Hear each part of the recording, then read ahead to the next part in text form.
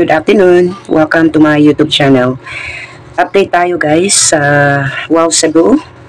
Update sa ilang araw na lang. 10 days na lang bago mag Feb 14 sa meet and greet sa Cebu guys, no? Napakabilis po ng panahon. Alam nyo guys, wala po akong tulog talaga kasi pagdating ko ng bahay galing sa trabaho, inasikaso ko muna yung mga nag-inquire, nireplyan, nag-check po sa mga number of attendees, sa mga sponsor, inasikaso ko muna kasi nga silang Ma'am Luz nag-PM sa akin, silang Tita Cherry. Nais ko lang magpasalamat po sa mga taong to na nagbigay po ng kanilang pledge. Kay Ma'am Vicky Akdal, nabigay po si Ma'am Vicky Akdal ng 3,000 pesos. Si Ma'am Gladys Baroso, 3,000 pesos din. At si Ma'am Ideta Ragunton, 2,000 pesos. So, maraming salamat po sa inyong lahat. May mga nadagdag na naman na nag-register ngayong araw na to. At may nagbayad, may nagpa-register lang muna. Hintayin natin kung kailan sila magbabayad. But ang ano natin guys, ang deadline po natin sa ating registration is on the 10th of this month. So February 10, dapat nakapagbayad na po lahat. Yung mga nakapagpa-reserve na wala pa pong bayad, please magbayad na po kayo. Kasi hanggang February 10 lang po ang ating deadline. Sa 11, iano na namin yung pera sa kung saan ang pera mapupunta. Okay? So, kung ilan ang number of attendees, ang mga nakabayad na confirm na pong pupunta sa Wow Cebu, yun lang po yung number of seats at may pagkain sa Wow Cebu natin. Okay? And, we're still accepting donations sa mga magdo-donate para sa kay Bunso. Kasi to be honest lang guys, no, hindi po kami as in totally okay.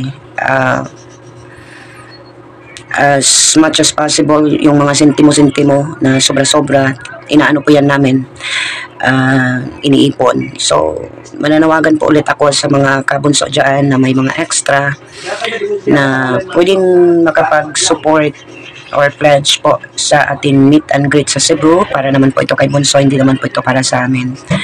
So again, we're still accepting donations or pledges para sa ating Wow Cebu. Sana naman po may madagdag pa po na magsusuporta po. Kasi yung mga ibang nag-pledge dati,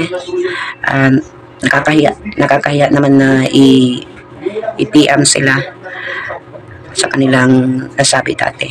At saka verbal lang naman yun, wala pong so hindi tayo dapat wala tayong karapatan mag-remind.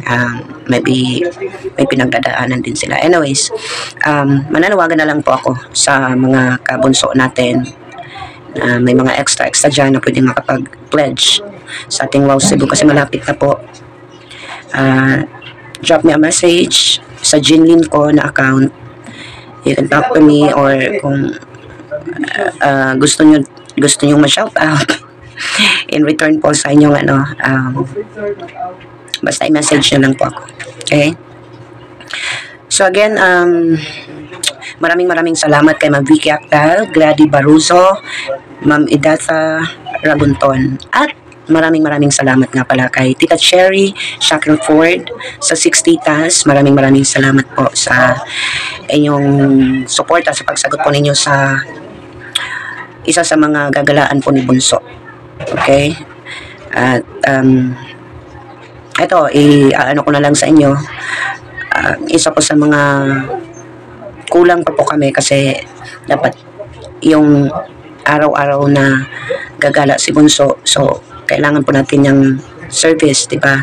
So para po sa service po, ang isa sa mga kailangan po natin for now, mga 3 araw po. So bali po yung service is nasa 5K siguro per day or per gala or parang per day. Okay.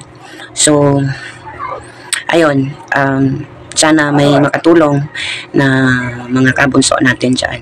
So, yun lang naman po ang update natin. Ako hindi na talaga ako guys natutulog ng maayos, nakakatulog ng maayos kasi from time to time na mag-chat sa akin, Inday, magpapareserve, magbabayad ako Inday, ano bang gagawin Inday? So, kailangan kong sagutin, labag man sa kalooban ko, kailangan kong sagutin.